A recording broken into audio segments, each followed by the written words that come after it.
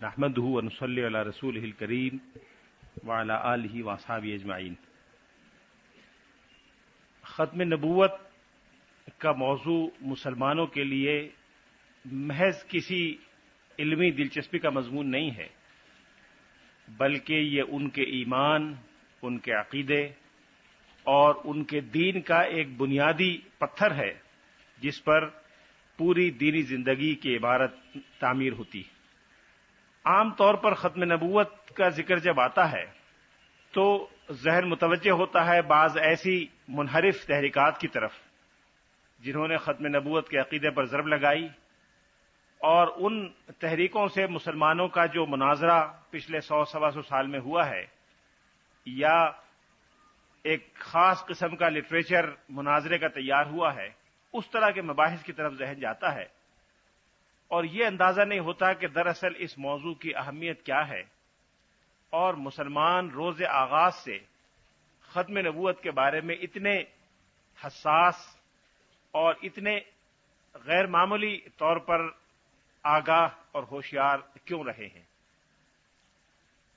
اس کا اندازہ اس سے ہوگا کہ صحابہ کرام کے زمانے میں رسول اللہ صلی اللہ علیہ وسلم کے دنیا سے تشریف لے جانے کے فوراً بعد کئی لوگوں نے نبوت کے دعوے کیے، لیکن صحابہ کرام نے ان میں سے کسی کے بارے میں ذرہ برابر نرمی یا مداہنت سے کام نہیں لیا، اور ان کو اسلام کے لیے ایک ایسا خطرہ قرار دیا کہ جس سے کسی قسم کی مصالحت یا جس کے بارے میں کسی قسم کی کمزوری ایک قومی اور اجتماعی خودکشی کے برابر قرار دی گئی۔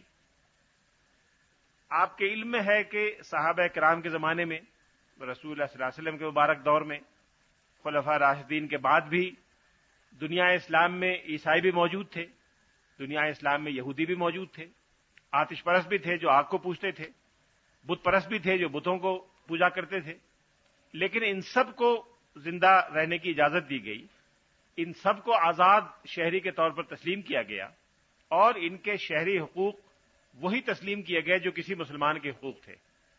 فقہ کی ایک مشہور کتاب ہدایہ ہے، اس میں لکھا ہوا ہے کہ جب کوئی غیر مسلم اسلامی ریاست کی شہریت قبول کرے گا تو لہم ما علیہم وعلیہم ما علینا، جو ہمارے حقوق ہیں وہ ان کے ہوں گے، جو ان کے حقوق ہیں وہ ہمارے ہوں گے، جو ہماری ذمہ داریاں ہیں وہ ان کی ہوں گی، اور جو ان کی ذمہ داریاں ہیں وہ ہماری ہوں گی۔ یعنی اس میں کوئی فرق نہیں رہا کسی مسلمان میں اور یہودی میں، مسلمان میں اور عیسائی میں، مسلمان میں اور بت پرست میں، مسلمان میں اور آتش پرست میں۔ لیکن اس تمام وسیع الصدری کے باوجود اور اسلام کے اس انتہائی عادلانہ اور رحمدلانہ رویے کے باوجود کبھی بھی اسلامی تاریخ میں کسی ایسے فرد یا گروہ کے ساتھ نرمی نہیں کی گئی جس کے لیڈر نے نبوت کا دعویٰ کیا ہو، یا مسلمانوں کے اندر کسی نئی نبوت کی دعوت دی ہو، یا کسی ایسے مذہبی دعوے دار کی لیڈرشپ تسلیم کی ہو جو اپنے لیے نبوت کے اختیارات کا دعویٰ کرتا ہو۔ یہ میرے الفاظ پہ ذرا غور فرمائیے گا، میں نے بڑے احتیاط سے یہ الفاظ منتخب کیے ہیں۔ مسلمانوں نے نہ تو کسی مدعی نبوت کے بارے میں کسی مصالحت کا ثبوت دیا، نہ کسی ایسے گروہ کے بارے میں نرمی کا رویہ اختیار کیا جس نے کسی مدعی نبوت کی نبوت کو تسلیم کیا ہو، یا کسی ایسے شخص کے بارے میں کمزوری کا مظاہرہ کیا ہو جس نے نبوت کے اختیارات استعمال کیے ہوں۔ رسول اللہ صلی اللہ علیہ وسلم کی خدمت میں آپ کی زندگی کے آخری ایام تھے، مختلف علاقوں کے وفود آتے تھے، مختلف علاقوں کے قبائل کی طرف سے خطوط آپ کے پاس قبول اسلام کے یا اسلام کی بالادستی کو تسلیم کرنے کے آتے تھے۔ ایسے بے شمار لوگ تھے جنہوں نے اسلام قبول کر لیا، اور ایسے بھی تھے جنہوں نے اسلام قبول تو نہیں کیا لیکن یہ کہلا بھیجا یا خود آ کے عرض کیا کہ ہم اپنے مذہب پر قائم رہیں گے، ہم اسلام کی بالادستی کو تسلیم کرتے ہیں، آپ کا حکومت کا نظام ہم مانتے ہیں، لیکن آپ ہمیں اپنے مذہب پر رہنے کی اجازت دیں۔ ایسے لوگ بھی بہت تھے، اور رسول اللہ صلی اللہ علیہ وسلم نے سب کے مطالبات کو قبول فرمایا، یہودیوں کو، عیسائیوں کو، سب کو جزیرہ عرب میں رہنے کی اجازت دی۔ ان میں سے کسی کے ساتھ کوئی اختلاف یا کوئی مسئلہ پیدا نہیں ہوا، لیکن رسول اللہ صلی اللہ علیہ وسلم کی خدمت میں بنو حنیفہ ایک قبیلہ تھا، اس کا ایک وفد آیا، جس نے 2 آدمی تھے، انہوں نے آ کے حضور کو ایک خط پیش کیا کہ ہمارے لیڈر نے آپ کو یہ خط لکھا ہے۔ اس میں لکھا ہوا تھا کہ یہ خط اللہ کے رسول مسلمہ کی طرف سے اللہ کے رسول محمد بن عبداللہ کے نام ہے، جس طرح اللہ نے آپ کو رسول بنایا ہے مجھے بھی رسول بنایا ہے، اور اس معاملے میں مجھے آپ کا شریک کر کے بھیجا ہے۔ فَإِنِّي أُشْرِكْتُ مَعَكَ فِي الْأَمْرِ، لہذا جتنی زمین ہے عرب کی، یہ آدھی میری آدھی آپ کی، لیکن قریش اس طرح کے انتظام کو قبول نہیں کریں گے۔ اس مفہوم کا خط اس نے بھیجا۔ رسول اللہ صلی اللہ علیہ وسلم نے پڑھوا کے سنا، ایک صاحب نے پڑھ کے سنایا۔ آپ نے ان دونوں آدمیوں سے کہا کہ تم کیا کہتے ہو؟ یہ پوری تفصیل سیرت کی حدیثی کتاب میں موجود ہے، اور جو میں آپ کو سنا رہا ہوں یہ سیرت ابن ہشام میں اسی طرح لکھا ہوا ہے، جو سیرت کی ارلیسٹ کتابوں میں سے اور مستند ترین اور جامع ترین کتابوں میں سے ایک ہے۔ حضور نے پوچھا کہ تم کیا کہتے ہو؟ ما تقولان انتما، انہوں نے کہا جو ہمارا سردار کہتا ہے وہ ہم بھی کہتے ہیں، یعنی ہم اس کو نبوت میں آپ کا شریک مانتے ہیں۔ اس نے حضور کی نبوت کا انکار نہیں کیا تھا، اس نے یہ نہیں کہا کہ آپ نبی نہیں ہیں، اس نے حضور کو خط لکھا تو محمد رسول اللہ کے طور پہ لکھا۔ یہ بھی نہیں کہا کہ میں نے آپ کی شریعت کو منسوخ کر دیا ہے، یہ بھی نہیں کہا کہ میں قرآن کو نہیں مانتا۔ مورخین نے لکھا ہے کہ اس کے یہاں 5 وقت کی نماز اسی طرح ہوتی تھی، اسی قرآن کو وہ بھی مانتا تھا، باقی سارے احکام کو مانتا تھا۔ اس نے صرف اتنا دعویٰ کیا کہ میں نبوت میں آپ کا شریک ہوں، یعنی کو پروفٹ ہوں۔ انگریزی میں اگر کہیں تو میں کو پروفٹ بنا کے بھیجا گیا ہوں، شریک نبوت ہوں آپ کا۔ فَإِنِّي أُشْرِكْتُ مَعَكَ فِي الْأَمْرِ، اور مجھے زمین میں اقتدار تھوڑا سا دے دیں، اقتدار میں شریک کر لیں، زمین آدھی مجھے دے دیں اور اپنا شریک مان لیں، باقی کسی چیز کا انکار نہیں کیا۔ تو حضور نے پوچھا تم کیا کہتے ہو؟ انہوں نے کہا جو ہمارا سردار کہتا ہے ہم بھی کہتے ہیں۔ آپ نے فرمایا کہ لولا ان الرسل لا تقتل لضربت اعناقکما، لولا ان الرسل لا تقتل لضربت اعناقکما، اگر ایلچیوں کا قتل کر دینا ناجائز نہ ہوتا تو میں تم دونوں کی گردن اڑوا دیتا۔ گویا نبوت کا دعویٰ اسلامی ریاست میں ایک ایسا جرم ہے جس کی سزا موت ہے۔ یہودیت کی سزا موت نہیں ہے، عیسائیت کی سزا، بت پرستی کی سزا، شراب پینے کی سزا، بدکاری کی سزا، کسی چیز کی سزا غیر مسلم کرے تو موت نہیں ہے، لیکن نبوت کا دعویٰ اگر کوئی غیر مسلم کرے گا یا مسلمان کرے گا اسلامی ریاست کے اندر تو اس کی سزائے موت ہے۔ لیکن چونکہ وہ الچی تھے اس لیے حضور نے سزائے موت ان کو نہیں دی، واپس کر دیا۔ رسول اللہ صلی اللہ علیہ وسلم نے حکم دیا کہ ان کے خلاف فوجی کارروائی کی جائے۔ صحابہ کرام نے فوجی کارروائی کی، اور سیدنا صدیق اکبر رضی اللہ تعالیٰ عنہ کے دور میں سب منکرین نبوت یا مدعین رسالت جتنے تھے سب کا قلع قمع ہو گیا، اور فوجی کارروائی کے نتیجے میں ختم ہو گئے۔ لیکن محض فوجی کارروائی پہ اکتفا نہیں کیا گیا، بلکہ ان کی پوری تحریک کو، جو بھی ان کے ماننے والوں کا گروہ تھا، اس کو غیر قانونی اور غیر آئینی قرار دے دیا گیا، اور ان کی سرگرمیوں پر پابندی لگا دی گئی۔ مسلمہ تو مر گیا، مارا گیا، طلحہ بھی مارا گیا اور کئی مارے گئے، لیکن جو ان کے ماننے والے تھے، فالوورز تھے، ان کو مجبور کیا گیا کہ وہ اسلام قبول کر لیں۔ ان کو اجازت نہیں دی گئی کہ وہ مسلمہ کے مذہب پہ کاربند رہیں، یا آزادی ان کو مل گئی ہو کہ جی مسلمی ہیں اور طلحی ہیں اور اسودی ہیں، ایسا نہیں ہوا۔ سیدنا عثمان غنی رضی اللہ تعالیٰ عنہ کے دور میں، یعنی اس واقعے کے تقریباً سمجھ لیجئے کہ 17 سال یا 18 سال کے بعد، یا شاید اس کے لگ بھگ، حضرت عبداللہ بن مسعود جو مشہور صحابی ہیں اور فقہائے صحابہ میں بڑا نمایاں مقام رکھتے ہیں، صحابہ میں جب کہا جائے کہ عبداللہ نے یہ کہا ہے، مطلقاً عبداللہ کا لفظ آئے تو اس سے عبداللہ بن مسعود مراد ہوتے ہیں۔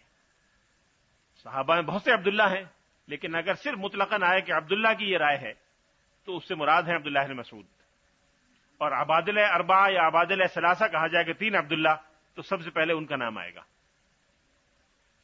ان کو جب حضرت عمر فاروق نے کوفے میں بنا کے بھیجا تھا قاضی القضات، تو انہوں نے اہل کوفہ کو خط لکھا تھا کہ کوفے کے مسلمانوں، میں ایک قربانی دے رہا ہوں، اور میں اپنی ضرورت کو ختم کر کے تمہاری ضرورت کو ترجیح دے رہا ہوں، اور عبداللہ کو تمہارے پاس بھیج رہا ہوں۔ ان کی ضرورت مجھ کو زیادہ ہے مدینے میں، لیکن میں اپنی ضرورت قربان کر کے تمہاری خاطر تمہیں بھیج رہا ہوں۔ اس درجے کے انسان تھے وہ۔ تو ان کو کسی نے آ کے اطلاع دی کہ کوفے میں کوئی مکان ہے جس میں مسلمہ کے قبیلے کے بعض لوگ جمع ہوتے ہیں اور مسلمہ کے مذہب کے مطابق اس کا ذکر تذکرہ کرتے ہیں، جو بھی تذکرہ مسلمان کرتے ہوں گے. مسلمہ نے کچھ وحی کا بھی دعویٰ کیا تھا اور اس کے فضول اور لغو اور محمل قسم کے جملے اور عبارتیں تاریخ کی کتابیں ملتی ہیں. اس کو پڑھتے ہوں گے اس خرافات کو. اس میں سے ایک بڑا محمل سا جملہ تھا. عربی آپ میں سے کتنوں کو آتی ہے؟ یہ بہت سو کو آتی ہوگی. اس کا ایک جملہ تھا جو اس نے بطور وحی کے پیش کیا کہ یا ضفدع نقی نقی فل الماء تقدرین ولا الشارب تمنعین. اے مینڈکی ٹرٹر کر، اس لیے کہ تیرے ٹرٹر کرنے سے نہ پانی گندا ہوگا اور نہ پانی پینے والے کو تو روک سکے گی. یہ بھی اس وحی میں ایک چیز شامل تھی جس کا مسلمان نے دعویٰ کیا تھا. بہرحال اس طرح کی چیزیں وہ پڑھا کرتے تھے. عبداللہ بن مسعود نے ان کو بلایا، طلب کیا، ان سے پوچھا کہ کیا کرتے ہو. کچھ لوگوں نے معافی مانگ لی، عبداللہ بن مسعود نے ان کو معاف کر دیا. کچھ لوگوں نے دوبارہ اسلام قبول کر لیا، انہوں نے اسلام قبول کرنے کی ان کو اجازت دے دی اور اس مکان کو انہوں نے منہدم کرا دیا. جس مکان میں وہ یہ جمع ہو کے کرتے تھے اس مکان کو منہدم کرا دیا. اور ان میں سے ایک شخص، اس کو انہوں نے کہا کہ تم وہی آدمی ہو جو مدینے میں مسلمہ کا خط لے کے آئے تھے، جو 2 آدمی ان میں سے تم ایک ہو. اس نے کہا جی ہاں میں ان میں سے ایک ہوں. عبداللہ بن مسعود نے کہا اس کو قتل کر دو، اس لیے کہ رسول اللہ صلی اللہ علیہ وسلم نے فرمایا تھا کہ اگر تو ایلچی نہ ہوتا تو میں تجھے قتل کر دیتا. اس وقت یہ ایلچی تھا اس لیے اس کو سزائے موت نہیں ملی، لیکن اب یہ ایلچی نہیں ہے، لہذا وہ سزائے موت جو اس وقت مستوجب ہوا تھا وہ میں اب نافذ کرتا ہوں. انہوں نے اس کو سزائے موت دے دی اور وہ تحریک ختم ہو گئی. یہ تفصیل میں نے اس لیے عرض کی کہ بعض لوگ یہ دعویٰ کرتے ہوئے آپ کو ملیں گے کہ جی فلاں صاحب تو رسول اللہ صلی اللہ علیہ وسلم کی نبوت کے بڑے قائل ہیں، فلاں صاحب نے تو نعتیہ شعر بھی کہے ہیں، فلاں صاحب کے ماننے والے تو نماز بھی پڑھتے ہیں، فلاں صاحب کے ماننے والے تو روزہ بھی رکھتے ہیں. یہ صحابہ کرام کا متفقہ فیصلہ ہے کہ انہوں نے ایک ایسے آدمی کو جس نے حضور کی نبوت کو تسلیم کیا، جس نے حضور کی نبوت کو تسلیم کر کے خط لکھا، جس نے حضور کی شریعت کو مانا، اپنے ماننے والوں سے اس پہ عمل کروایا، اور کم از کم کوفے میں تو آج کل کے اصطلاح میں بڑے پرامن طور پہ وہ رہتے تھے. کوئی لا اینڈ آرڈر کا مسئلہ کریٹ نہیں کر رہے تھے، خاموشی سے اپنے گھر میں جا کے جو بھی کرنا ہوتا تھا کیا کرتے تھے. لیکن عبداللہ بن مسعود رضی اللہ تعالیٰ عنہ نے صحابہ کرام کے بالاتفاق اجازت سے سیدنا عثمان غنی نے اس کو اپروو کیا، صحابہ کرام نے اس سے اتفاق کیا، ان کو سزائے موت دی. اس سے یہ اندازہ اچھی طرح ہو جائے گا کہ ختم نبوت کے بارے میں بالاجماع صحابہ کرام کے زمانے سے اور رسول اللہ صلی اللہ علیہ وسلم کے واضح ارشاد گرامی سے کیا اسوہ ہمارے سامنے آتا ہے. یہ تو گویا اس کی اہمیت کا اندازہ ہو گیا. یہ تو ایک مختصر تمہید تھی جو میں نے پہلے اس لیے عرض کی کہ واقعے کی اہمیت کا اندازہ ہو جائے کہ مسئلے کی اہمیت کتنی. ختم نبوت پر بات کرنے سے پہلے ضروری ہے کہ نبوت کا اندازہ ہو کہ نبوت کیا ہے، اور نبوت کی مسلمانوں کی زندگی میں، مسلمانوں کے اجتماعی معاملات میں، دین میں، عقائد میں اور عام زندگی میں کیا اہمیت ہے. دیکھیے اسلام کے 3 بنیادی عقائد ہیں اور ہر آسمانی دین کے عقائد بنیادی 3 ہیں. اللہ کی ذات پر ایمان، روز آخرت پر ایمان اور انبیاء علیہ السلام پر ایمان.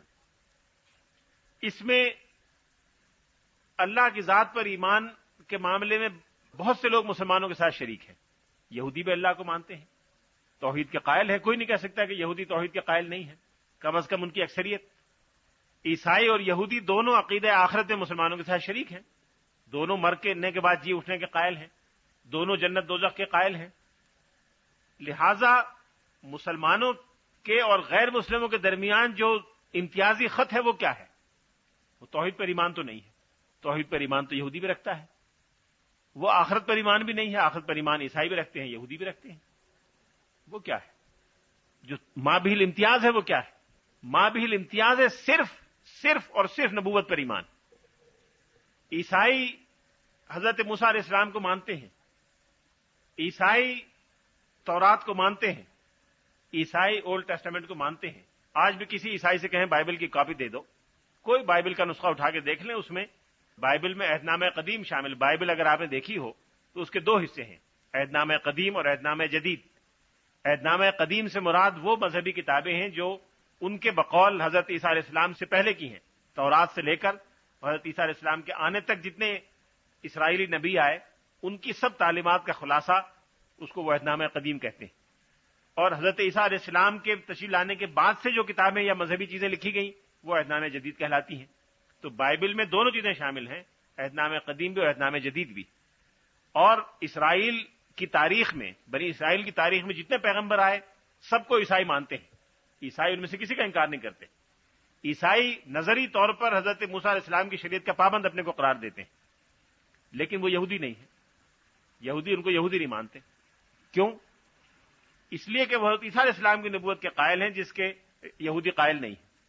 یہودیوں کو عیسائیوں سے کیا چیز منفرد کرتی ہے، کیا چیز متمیز کرتی ہے؟ جو چیز متمیز کرتی ہے وہ حضرت عیسیٰ علیہ السلام پر ایمان ہے، توحید اور آخرت پر ایمان نہیں.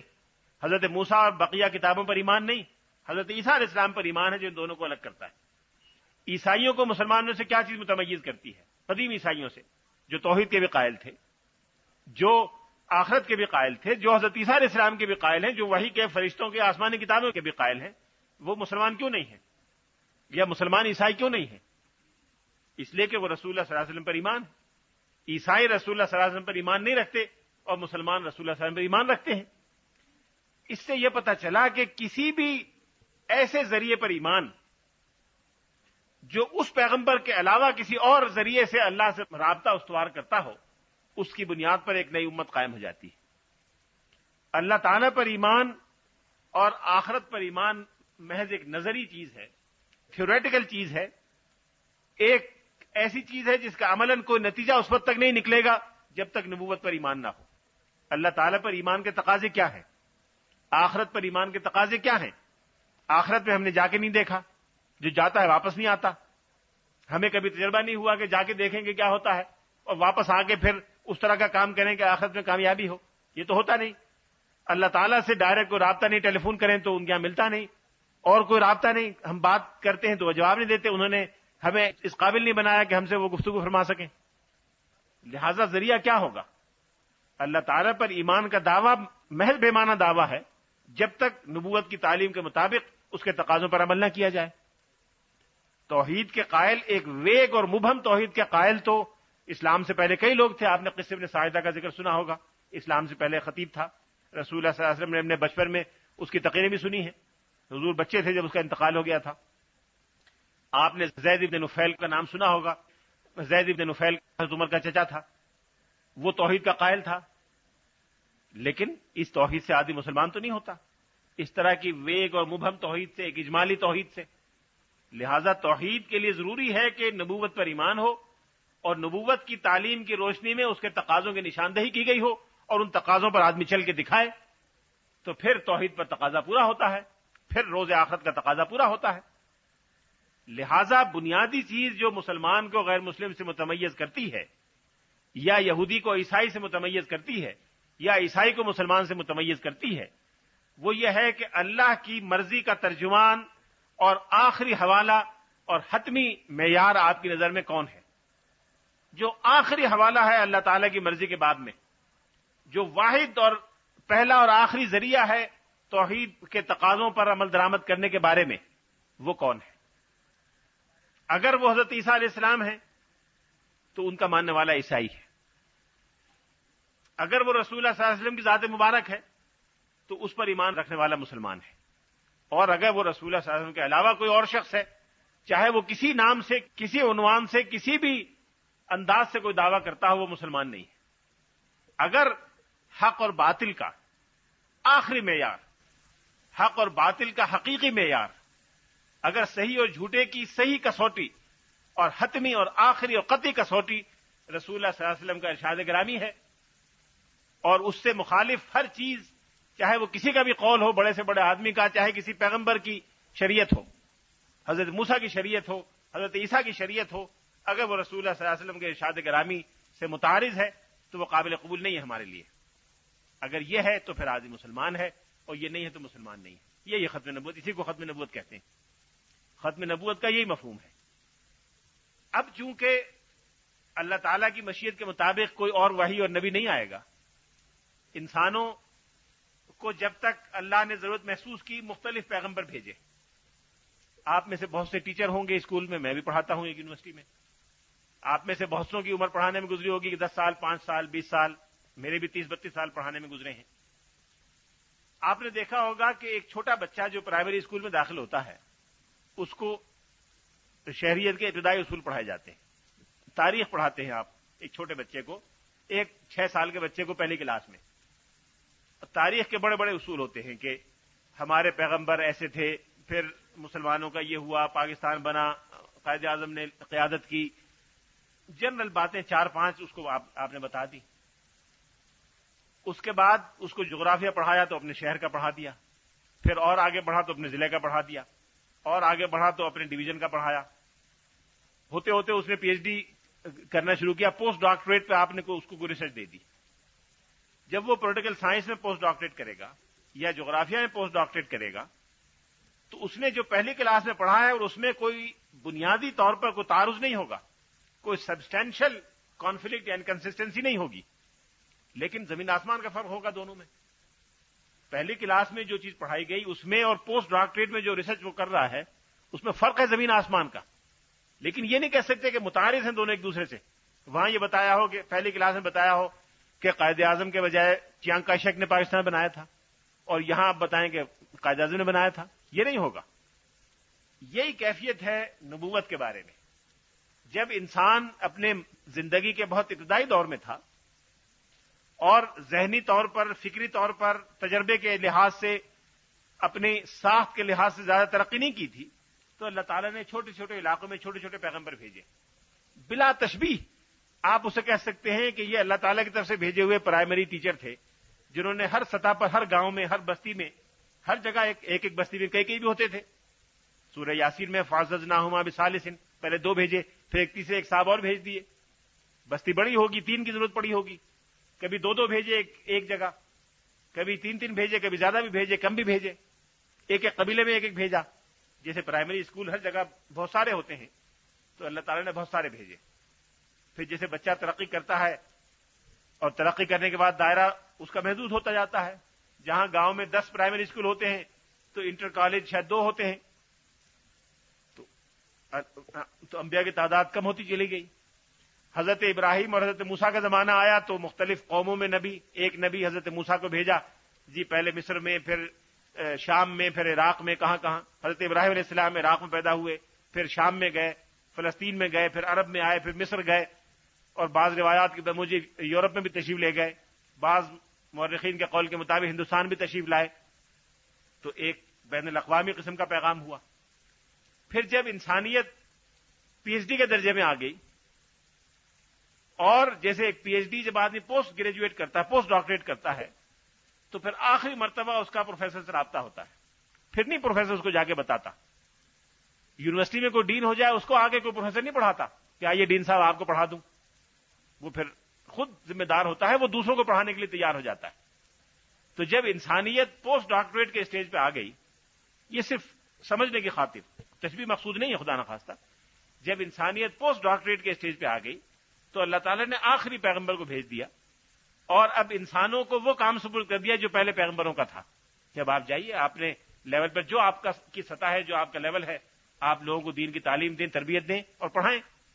قرآن پاک میں یہ بات واضح ہو گئی ہے کہ جو رشتہ انبیاء کا تھا پہلے اپنی قوموں سے، وہ مسلمانوں کا ہوگا دوسرے انسانوں سے۔ لہذا اب جو حتمی چیز ہے رہتی دنیا تک کے لیے، آخری حوالہ وہ رسول اللہ صلی اللہ علیہ وسلم کی ذات گرامی ہے۔ آپ کی شریعت محفوظ ہے، آپ کی لائی ہوئی کتاب محفوظ ہے، اس کتاب کی زبان محفوظ ہے، اس کتاب کی تعبیر و تفسیر محفوظ ہے، اس میں ایک ذرہ برابر کوئی تبدیلی نہیں آئی، وہ اس طرح سے روز روشن کی طرح ہمارے سامنے ہے، جیسے سرچ لائٹ میں کوئی چیز گر جائے زمین پہ اور سرچ لائٹ ڈال کے دیکھیں تو ہر چیز روشن ہو جاتی ہے، اس طرح سے روشن ہے۔ اس میں کوئی چیز نہ الجھن کا شکار ہے، نہ تاریکی کا شکار ہے، نہ بھول چوک کا شکار ہوئی ہے، نہ غلط فہمی کا شکار ہوئی ہے۔ لہذا اب اگر کوئی شخص یہ دعویٰ کرتا ہے کہ رسول اللہ صلی اللہ علیہ وسلم کے علاوہ کوئی ذریعہ حتمی اور قطعی علم کا انسان کے پاس موجود ہے تو وہ دعویٰ نبوت کے دعوے کے مترادف ہوگا۔ دشمنان اسلام میں سے بعض نے بڑی ہوشیاری اور عیاری سے کام لیا، جب انہوں نے دیکھا کہ جب مسلمانوں میں کوئی نبوت کا دعویٰ کرتا ہے، چاہے وہ مسلمہ جیسا بڑا قبائلی لیڈر ہو، مسلمہ بڑا قبائلی لیڈر تھا، ہزاروں آدمی اس کے یعنی قبائلی عصبیت کی وجہ سے علم بردار تھے، اس کے فالوور تھے۔ ایک چھوٹا سا واقعہ سنیے، اندازہ ہوگا کہ کتنی قبائلی عصبیت مسلمہ کے حامیوں میں موجود تھی۔ جب مسلمہ سے مسلمانوں کی جنگ ہو رہی تھی، اور جنگ یمامہ آپ نے سنا ہوگا کہ شدید ترین جنگوں میں سے تھی، جس میں ایک دن میں 700 وہ صحابہ شہید ہوئے تھے جنہوں نے قرآن پاک حفظ کیا ہوا تھا۔ قرآن پاک کے حفاظ ایک دن میں 700 شہید ہوئے تھے اس جنگ میں، اور کئی ہفتے جاری رہی تھی۔ اس میں ظاہر ہے اس زمانے میں یہ ہوتا تھا کہ جنگ تو 10 بجے ہوا کرتی تھی، تو صبح روشنی کے بعد شروع ہو جاتی تھی اور سورج کے ڈوبنے تک دن بھر جاری رہتی تھی، رات کو اپنے اپنے کیمپوں میں چلے جایا کرتے تھے۔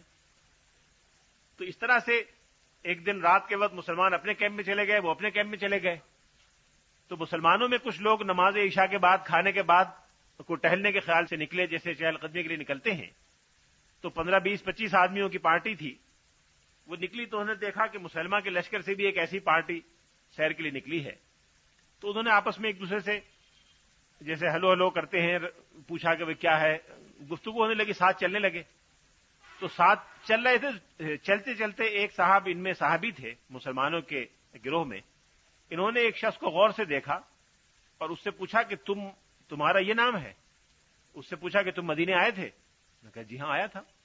کہ تم اس گروپ میں نہیں تھے جو بنو حنیفہ کا 80 ارکان پر مشتمل وفد آیا تھا مدینے اسلام قبول کرنے کے لیے؟ ہاں میں اس میں تھا۔ اس نے پوچھا تم نے اسلام قبول نہیں کیا تھا؟ کہ ہاں کیا تھا۔ کہ اب تمہیں کوئی شک ہو گیا اسلام کے بارے میں؟ کہ نہیں کوئی شک نہیں ہوا۔ یہ مسلمہ کی فوج کا ایک سپاہی کہہ رہا ہے کہ نہیں مجھے کوئی شک نہیں ہوا۔ انہوں نے کہا تو تمہیں اس میں کوئی تعامل ہے کہ رسول اللہ صلی اللہ علیہ وسلم واقعی اللہ کے نبی تھے؟ کہ نہیں مجھے کوئی تعامل نہیں۔ کہ پھر تمہیں اس میں کوئی شک ہے کہ مسلمہ جھوٹا ہے؟ کہ نہیں مجھے مسلمہ کے جھوٹا ہونے میں بھی کوئی شک نہیں۔ اچھا، انہوں نے حیرت سے پوچھا کہ پھر تم کیوں آئے ہو؟ یہ بات ذہن میں رکھیے گا کہ عرب میں جو قبائل تھے سینٹرل عربیہ میں، عرب کے جو پرانے جغرافیہ کے پتہ نہیں آپ کو مقامات کا اندازہ ہے کہ نہیں، عرب میں 5-6 حصوں میں عرب کا جغرافیہ روایتی طور پہ منقسم رہا ہے۔ یمن جنوب مغرب میں، حجاز دریا اس کے سمندر کے ساتھ ساتھ کی لمبی پٹی، گویا جدہ سے لے کر اور مکہ اور طائف اور آگے طائف کو شامل کرتے ہوئے مدینے تک یہ حجاز، درمیان میں ایک اور چوڑی سی لمبی پٹی تہامہ، اور پھر نجد، یہ علاقے تھے۔ تو اس درمیانی علاقے میں نجد اور تہامہ اور حجاز میں جو قبائل رہتے تھے، یہ 2 بڑے گروپوں میں تقسیم تھے نسلی اعتبار سے۔ ایک مزری قبائل کہلاتے تھے، ایک ربیعی قبائل کہلاتے تھے۔ مزری قبائل میں آگے چل کے قریش کا قبیلہ بھی ہوا جس سے رسول اللہ صلی اللہ علیہ وسلم کا تعلق تھا، اور ربیعہ قبائل جو تھے وہ سینٹرل عربیہ میں رہتے تھے، موجودہ ریاض یا اس کے آس پاس نجد میں، جن سے بنو حنیفہ کا تعلق بھی تھا۔ تو ربیعہ اور مزر کے 2 بڑے گروپ تھے قبائل کے، اور ان میں قبائلی عصبیت بھی موجود تھی۔ تو اس شخص نے جو مسلمہ کے ساتھ تھا، جس نے تسلیم کیا کہ مجھے کوئی شک نہیں رسول اللہ صلی اللہ علیہ وسلم کے سچا ہونے میں اور مسلمہ کے جھوٹا ہونے میں، اس نے جواب دیا کہ میرے نزدیک ربیعہ کا جھوٹا مزر کے سچے سے بہتر ہے۔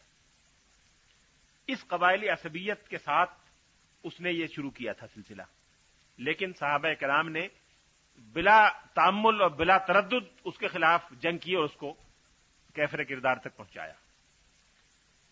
جب لوگوں نے یہ دیکھا آگے چل کے کہ اتنا بڑا لیڈر بھی اتنی ساری فالوئنگ اور اتنی ساری عصبیت کے باوجود مقبول نہیں ہو سکا، کامیاب نہیں ہو سکا، تو کوئی اور راستہ اختیار کرنا چاہیے۔ تو لوگوں نے مختلف راستے اپنائے، جن میں سے ایک راستہ جس میں نسبتاً لوگوں کو کچھ دن پنپنے کا موقع ملا، وہ یہ تھا کہ نبوت کا لفظ استعمال نہ کیا جائے، رسول اور نبی نہ کہا جائے، بلکہ دوسری اسلامی اصطلاحات استعمال کی جائیں۔ کسی نے کہا جی میں مہدی ہوں، کسی نے کہا کہ میں مجدد ہوں، کسی نے کہا کہ میں کچھ ہوں، طرح طرح کے دعوے کیے۔ لیکن ان لفظی دعووں سے ظاہر ہے کوئی مجدد ہونے کا دعویٰ کرتا ہے تو آپ یہ تو کہہ سکتے ہیں کہ غلط ہے، لیکن اس کو غیر مسلم نہیں کہیں گے۔ کوئی مہدی ہونے کا دعویٰ کرے تو آپ یہ تو کہیں گے کہ غلط ہے یا بیوقوف ہے یا اس کا دماغ خراب ہے، لیکن اسے غیر مسلم نہیں کہیں گے۔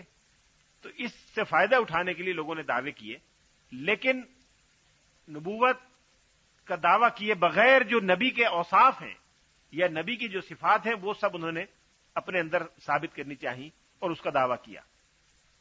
مثلا یہ دعویٰ کیا کہ جی وحی آتی ہے، وحی تو نبی پہ آتی ہے، کسی اور پہ تو نہیں آتی۔ یہ دعویٰ کیا کہ جی یہ میری جو تعلیم ہے یہ لوگوں کے لیے واجب التعمیل ہے، مثلا یہ دعویٰ کیا کہ یہ قطعی ہے۔ تو متکلمین اسلام نے، فقہاء اسلام نے ان صورتحال پر غور کیا، اور بالاتفاق یہ مسلمانوں میں طے ہے کہ اگر کوئی شخص ان صفات کا دعویٰ کرے جو خاص ہیں انبیاء علیہ السلام کے ساتھ، تو سمجھا جائے گا کہ اس نے نبوت کا دعویٰ کیا ہے، اور اس کے ساتھ وہی معاملہ کیا جائے گا جو دعوی نبوت کرنے والے کے ساتھ کیا جاتا ہے۔ انبیاء علیہ السلام کے ساتھ کیا چیزیں خاص ہیں؟ انبیاء علیہ السلام کے ساتھ چند چیزیں خاص ہیں۔ انبیاء علیہ السلام کے پاس وحی آتی ہے، غیر پیغمبر کے پاس وحی نہیں آتی، نمبر 1۔ نمبر 2، انبیاء علیہ السلام کو جو علم حاصل ہوتا ہے اللہ تعالی کی طرف سے وہ قطعی اور یقینی ہوتا ہے، کسی اور کا علم قطعی اور یقینی نہیں ہوتا۔ مثلا آپ خواب میں دیکھ لیں گے حضرت جبریل آیا آپ کے پاس اور آپ سے کہا کہ آپ 500 روپے صدقہ کر دیں فلاں غریب آدمی کو، ٹھیک ہے، ممکن ہے آپ کا اپنے کوئی ذہن کی کوئی پیداوار ہو، ممکن ہے اس غریب رشتہ دار یا غریب دوست کے ہمدردی کا جذبہ ہو جو اس شکل میں سامنے آیا ہو، آپ دیں تو بھی جائز ہے، نہ دیں تو بھی جائز ہے۔ شریعت نہیں کہتی کہ اگر جبریل امین کسی کو خواب میں آ کے کہیں کہ 500 روپے دو تو فرض ہوگا، نہیں، کوئی قطعی نہیں ہے، نہ یقینی ہے۔ آپ کے پاس ہوں، آپ کا جی چاہے تو دیں، نہ ہو نہ جی چاہے تو مت دیں، یہ قطعی اور یقینی نہیں ہے۔ اب اگر کوئی شخص یہ دعویٰ کرے کہ مجھے جبریل امین نے خواب میں آ کے یہ کہا، ٹھیک ہے، اس حد تک تو ٹھیک ہے، ممکن ہے جھوٹا ہو، ممکن ہے سچا ہو، اس کو آپ سچا ہے جھوٹا تو کہہ سکتی ہیں اس باب میں، لیکن اس کو غیر مسلم نہیں کہیں گی۔ لیکن اگر وہ یہ کہنا شروع کر دے کہ مجھے جبریل امین نے خواب میں آ کے یہ کہا ہے کہ ہر شخص مجھے 500 روپے ماہوار دیا کرے، اور یہ اسی طرح فرض ہے جیسے نماز فرض ہے، یہ دعوی نبوت ہے، اور ایسا دعویٰ کرنے والا اسلام سے خارج ہو جائے گا۔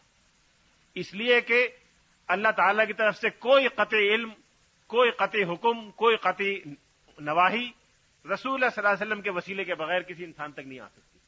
لہذا اگر کوئی اللہ کی طرف سے یہ دعویٰ کرے، میں یہ دعویٰ کروں نعوذ باللہ کہ مجھے اللہ تعالیٰ نے خواب میں رات یہ بتایا یا میرے دل میں ڈالا کہ جی میں آپ سب سے 100 روپے لے لوں چندہ اور لے کے کھا لوں، اور جو نہیں کرے گا اس کو میں گناہ کا ذمہ دار ٹھہراؤں، آخرت میں عذاب کی وعید بھی سنا دوں، تو یہ دعوی نبوت ہے، اور ایسا دعویٰ کرنے والا اسلام سے خارج ہو جاتا ہے۔ یہ اس میں صاف اپنا ذہن رکھیے۔ قطعی اور یقینی علم جو ماں بعد طبی ذرائع سے آیا ہو، ایک تو قطعی اور یقینی علم یہ ہے کہ بجلی سے کرنٹ سے آدمی کو نقصان ہوتا ہے، اس کے لیے تو مسلمان غیر مسلم پڑھا لکھا ہونا بھی ضروری ہے، تجربے سے 4 مرتبہ ایک مرتبہ بجلی کی ننگی تار کو ہاتھ لگا کے دیکھ لے، پتہ چل جائے گا کہ نقصان ہوتا ہے، قطعی یقینی علم حاصل ہو جائے گا ایک مرتبہ ہاتھ لگانے سے۔ یہ مراد نہیں ہے۔ یا آپ ڈاکٹر ہیں، دواؤں کا پتہ ہے کہ اس دوا سے بخار اچھا ہوتا ہے، اس دوا سے نہیں ہوتا، قطعی علم حاصل ہو جائے گا 3 مرتبہ کسی بیمار کو دینے سے، 4 مرتبہ کسی کا بخار اچھا ہو جائے گا، 5ویں مرتبہ آپ کو خود ہی پتہ چل جائے گا۔ جو چیز تجربے اور مشاہدے کی ہے وہ اس میں شامل نہیں ہے۔ وہ حقائق جو انسان تجربے اور مشاہدے سے حاصل نہیں کر سکتا، اور جو معاملات مغیبات غیبیات سے تعلق رکھتے ہیں، جو عبادات سے تعلق رکھتے ہیں، جو تعلق مع اللہ سے تعلق رکھتے ہیں، وہ اگر کوئی انسان یہ دعویٰ کرے کہ نبی کے وسیلے کے بغیر اس کو حاصل ہو گئے تو یہ دعوی نبوت ہے، اور ایسا دعویٰ کرنے والا دار اسلام میں داخل نہیں ہے۔ کوئی بیوقوفی سے کرے، پاگل پن سے کرے تو وہ جانے اور اس کا اللہ جانے، عقل کی کیفیت اللہ کو معلوم ہے، ہم نہیں جانتے، لیکن اگر کوئی جان بوجھ کے کرتا ہے تو وہ دار اسلام سے خارج ہے۔ یہ فقہاء اسلام نے، متکلمین اسلام نے طے کیا، اور پھر ماضی میں پچھلے 1300 سال میں 1200 سال میں اس طرح کا دعویٰ کرنے والوں کے ساتھ وہی سلوک کیا گیا جو مسلمہ کے ساتھ کیا گیا تھا، اس میں کوئی نرمی نہیں کی گئی۔ بعض شخصیتوں کے بارے میں اس زمانے میں شبہ پیدا ہوا لوگوں کو، منصور کا آپ نے نام سنا ہوگا، حسین منصور، جسے منصور کہتے ہیں، حسین منصور حلاج، بعض لوگ بڑا بزرگ مانتے ہیں، بعض صوفی مانتے ہیں، صوفی تھے بزرگ تھے مجھے نہیں معلوم، ہم نہیں جانتے۔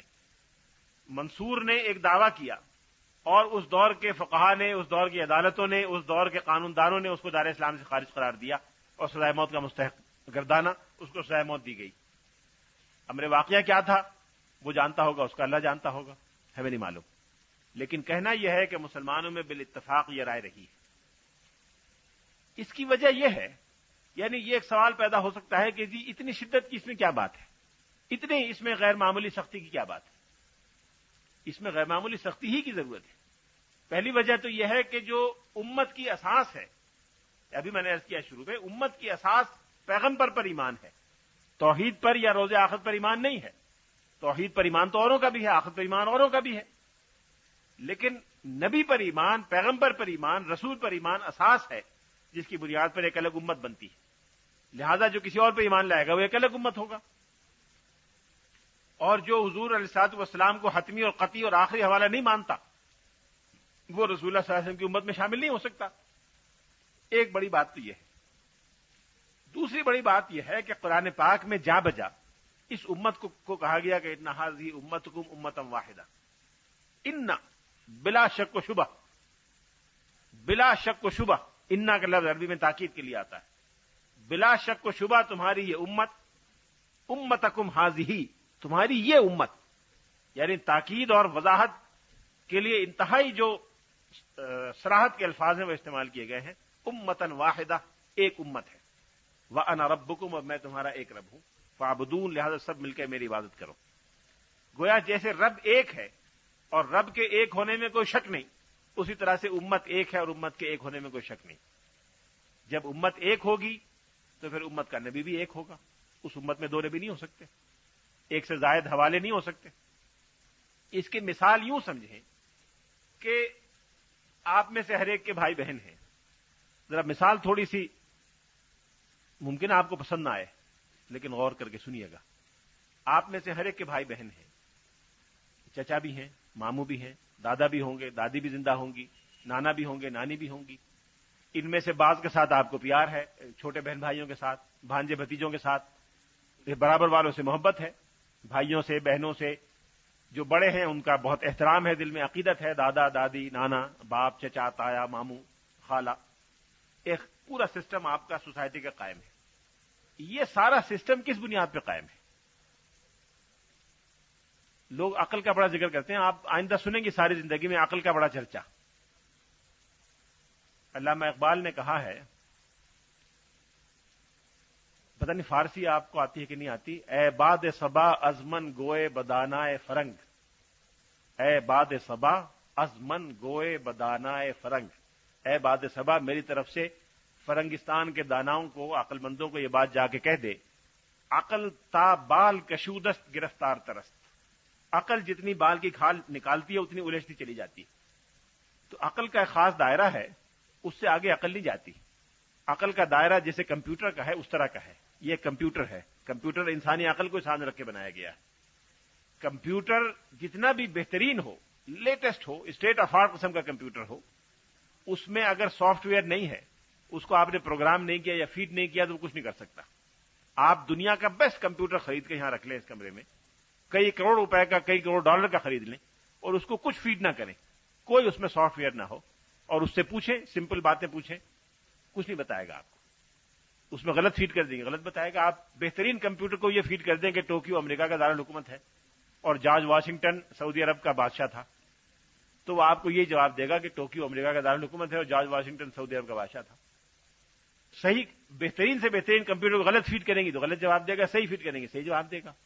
تو یہ کمپیوٹر جو ہے اس میں صحیح پروگرامیں ہوں گی، صحیح فیڈ کریں گے تو صحیح جواب دے گا، غلط کریں گے تو غلط جواب دے گا. لہذا اس کمپیوٹر کی بنیاد پہ کوئی فیصلہ نہیں ہو سکتا. فیصلہ اس فیڈنگ کی بنیاد پہ ہوگا جو اس میں کی گئی ہے. جو فیڈنگ اس میں ہوئی ہے وہ کیا ہے، جو اس میں سافٹ ویئر جو لگایا ہے آپ نے ڈسکٹ، وہ کیا ہے، وہ اصل چیز. قرآن پاک اس ڈسکٹ پہ توجہ دیتا ہے کہ وہ کیا ہے.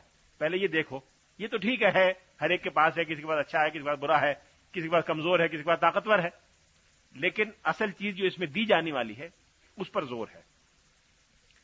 لہذا عقل کا دائرہ محدود ہے، اس پہ زیادہ توجہ نہ دیجیے گا. آئندہ بہت لوگ کہیں گے عقل عقل عقل، اس کا دائرہ محدود سمجھیے گا. بہت سے معاملات ایسے ہیں کہ انسان عقل کی بنیاد پہ فیصلہ نہیں کرتا. اکثر و بیشتر معاملات میں عقل کی بنیاد پہ فیصلہ نہیں کرتا، دل کی بنیاد پہ کرتا ہے. بحیثیت مجموعی اس کا ضمیر، اس کا دل، اور عمومی طور پر اس کا پورا وجود ایک چیز کی گواہی دیتا ہے کہ یہ ایسی ہے. اس کی کوئی عقلی دلیل نہیں ہوتی.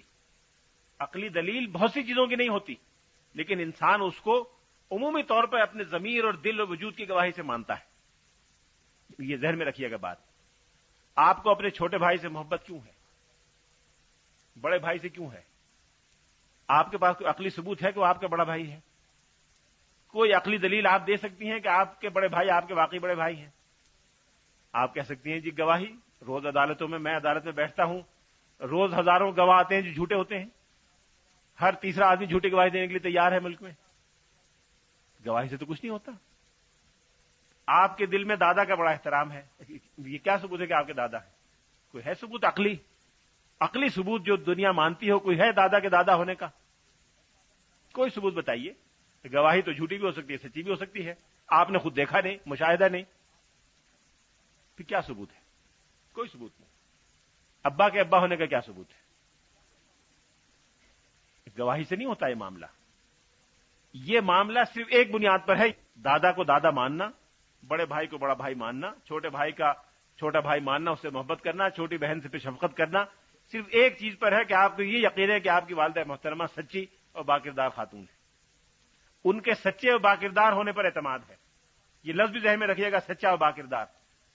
ان کے سچے اور باکردار ہونے پہ یقین ہے، لہذا جس کو وہ کہیں گے کہ یہ تمہارے ابا ہیں، وہ ابا ہیں، جس کو کہہ دیں گے یہ دادا ہیں، وہ دادا ہیں، جس کو کہیں گے یہ ماموں ہیں، وہ ماموں ہیں۔ یہ نہیں ہو سکتا کہ والدہ کو تو آپ سچا اور باکردار مانیں اور کہیں نہیں یہ ماموں نہیں مانتی، میں اس کو ابا نہیں مانتی، یہ نہیں ہو سکتا۔ جو وہ کہیں گے وہ ماننا پڑے گا بلا چون و چرا۔ آپ اماں سے کہیں اماں دلیل دیجئے کہ میرے ابا کیسے ہیں، تو یہ ایسا پاگل آدمی کہہ سکتا ہے، وہ پاگل ہی ہوگا جو یہ بات کہے گا۔ جس دن والدہ کو والدہ مان لیا، اس دن ان کی ہر بات بلا چون و چرا بغیر دلیل کے ماننی پڑے گی۔ بغیر دلیل کے مانیں گی تو کامیاب رہے گا خاندان۔ جس دن دلیل طلب کر لی، اس دن یا تو آپ کا مقام پاگل خانے ہوگا یا خاندان سے باہر ہوگا۔ یہ آپ اس پہ غور کیجئے گا، یہ ہے۔ جس دن پیغمبر کو ماں کی طرح بنیاد تسلیم کر لیا، جیسے ماں خاندان کی بنیاد ہے، اسی طرح سے پیغمبر امت کی بنیاد ہے۔ جس دن پیغمبر کو یہ تسلیم کر لیا کہ وہ امت کی بنیاد ہیں، اس دن ان کی ہر بات بلا چون و چرا تسلیم کرنی پڑے گی۔ جس طرح سے ماں یہ کہہ دے کہ یہ ابا ہیں۔ ایک نوجوان کی شادی ہوئی، 25 سال کا تھا، 20 سال کی بیوی تھی۔ شادی کے 2 مہینے بعد نوکری مل گئی، امریکہ چلا گیا۔ امریکہ چلا گیا، وہاں غلطی سے یا کسی طرح سے مقدمے میں پھنس گیا، وہاں 25 سال کی سزا ہو گئی، جیل ہو گئی۔ یہاں بچہ پیدا ہوا 6 مہینے بعد، 8 مہینے بعد۔ اب بچے کو ماں بتاتی رہی کہ تمہارے ابا امریکہ گئے ہیں، ابھی آئیں گے۔ بچہ بڑا ہو گیا، نوجوان ہو گیا، 25 سال کا ہو گیا وہ بھی۔ باپ کی سزا ختم ہو گئی، وہ امریکہ سے واپس آ رہا ہے، اور ماں اب بوڑھی خاتون ہو گئی، 40 برس کی، 45 برس کی ہو گئی، نوجوان ہو گیا، یہ بیٹا 25 سال کا ہو گیا۔ ابا بوڑھے ہو گئے، 50 برس کے ہو گئے۔ اب وہ دونوں آ رہے ہیں، ایئرپورٹ پہ لینے گئے ہیں، اماں اور بیٹا۔ یہ منظر ذہن میں رکھیے۔ اب اندر سے لوگ نکل رہے ہیں، وہاں ایک طرف اماں کھڑی ہے اور ایک طرف 25,000 آدمی کھڑے ہوئے ہیں، 50,000 کھڑے ہوئے ہیں، 1 لاکھ کھڑے ہوئے ہیں۔ وہ 1 لاکھ آدمی کہتے ہیں کہ بیٹا تیرے ابا یہ ہیں جو آ رہے ہیں، بڑے خوبصورت نوجوان، طویل قامت، بڑا سوٹ پہنے ہوئے، سرخ سفید، 6 فٹ قد، یہ ہیں تیرے ابا۔ اماں کہتی ہیں نہیں، تمہارے ابا وہ ہیں وہ جو دبلا پتلا سا آدمی آ رہا ہے، جھریاں پڑ گئی ہیں، رنگ بھی کالا ہو گیا، کمر جھکی ہوئی ہے، لباس بھی پرانا سا ہے۔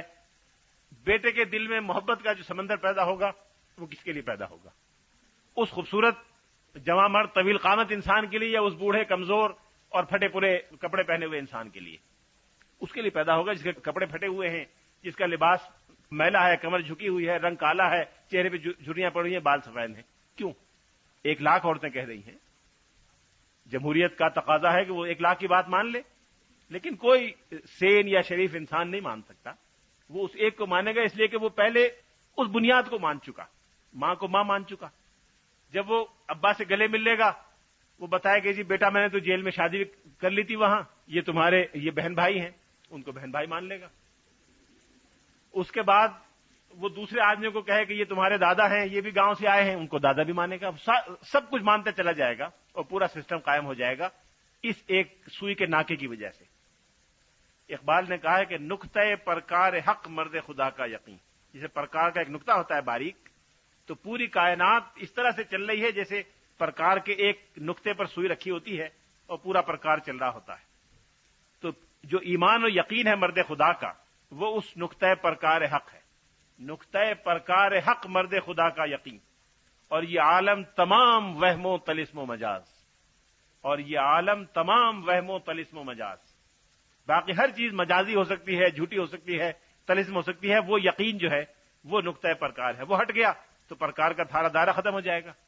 پرکار کا دائرہ جب ہی بن سکتا ہے جب ایک نقطے پر سوئی رکھی ہو، وہ نقطہ ہے پیغمبر کی ذات پر ایمان۔ لہذا سچائی اور کردار، پیغمبر کا لقب کیا تھا اسلام سے پہلے؟ صادق اور امین۔ اصل چیز ہے سچائی اور کردار۔ ماں کی سچائی اور کردار پر ایمان ہوتا ہے اور بلا تامل یقین ہوتا ہے، کسی دلیل کے بغیر یقین ہوتا ہے، تو خاندان کی بنیاد وابستہ رہتی ہے، خاندان متحد رہتا ہے۔ جس دن اس ماں کے کردار یا سچائی میں شک ہو گیا، خاندان ختم ہو جائے گا۔ اسی لمحے جیسے بلبلہ بیٹھ جاتا ہے، خاندان بیٹھ جائے گا۔ پیغمبر کی سچائی اور کردار پر، صدق و امانت پر اعتماد جب تک رہے گا، پوری امت قائم ہے۔ جس لمحے یہ خدا نخواستہ متزلزل ہو گیا، امت کا وجود ختم ہو جائے گا۔ امام رازی کے بارے میں سنا ہے، نام سنا ہوگا آپ نے۔ امام رازی بڑے زبردست فلسفی تھے۔ اسلام کی پوری تاریخ میں جو نمایاں ترین نمونہ ہے عقلیات کا، وہ امام رازی کی ذات کو مانا جاتا ہے۔ اقبال نے ایک جگہ کہا ہے، تیرے ضمیر پر جب تک نہ ہو نزول کتاب، تیرے ضمیر پر جب تک نہ ہو نزول کتاب، گرہ کشا ہے نہ رازی نہ صاحب کشاف۔ یہ دو مفسروں کے نام ہیں۔ کشاف تفسیر ہے زمخشری کی، اور رازی کی بھی تفسیر ہے جس میں عقلیات کا بڑا چرچا ہے۔